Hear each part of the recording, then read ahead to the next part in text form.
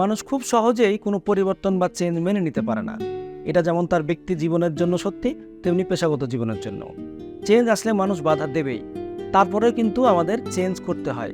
তো নানা কারণেই একটি প্রতিষ্ঠানকে চেঞ্জের ভিতর দিয়ে যেতে হয়।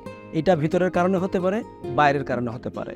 একজন ভালো লিডার সবার আগে চেঞ্জের গুরুত্বটা এবং চেঞ্জের প্রয়োজনীয়তাটা বুঝতে পারেন, এবং সেভাবে তিনি তার টিমকে অবহিত করেন, তাদের উদ্বুদ্ধ করেন এবং সেই মোতাবেক কাজ করেন। সঠিক সময়ে যদি সঠিক চেঞ্জটা আমরা না করতে পারি, তাহলে কি হয়, সেই প্রতিষ্ঠানটা কিন্তু টিকেও থাকতে পারে না, এগিয়েও যেতে পারে না। কিন্তু কোনো পরিবর্তনের কথা যখন আপনি আপনার কর্মীদের সামনে বা আপনার স্টাফদের সামনে বা আপনার দলের লোকজনের সামনে বলবেন, তখন কিন্তু সহজে তারা এটা মেনে নিতে চায় না। তাদের মাথার মধ্যে নানান রকমের প্রশ্ন খেলা করতে থাকে।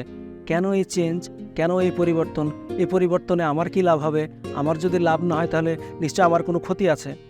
খুব সিম্পল একটা জিনিস দেখেন, হয়তো অফিসের বস বলছেন যে আগামী মাস থেকে আমরা দুধ চায়ের পরিবর্তে গ্রিন টি দিব। সে বেচারা হয়তো একটা ভালো উদ্দেশ্য নিয়ে বলছেন, টাকা পয়সা বাঁচানোর জন্য না, হয়তো স্বাস্থ্যের কথা চিন্তা করে বলেছেন এটা। কিন্তু দেখবেন একটা বড় অংশ থেকে প্রতিবাদ আসবে।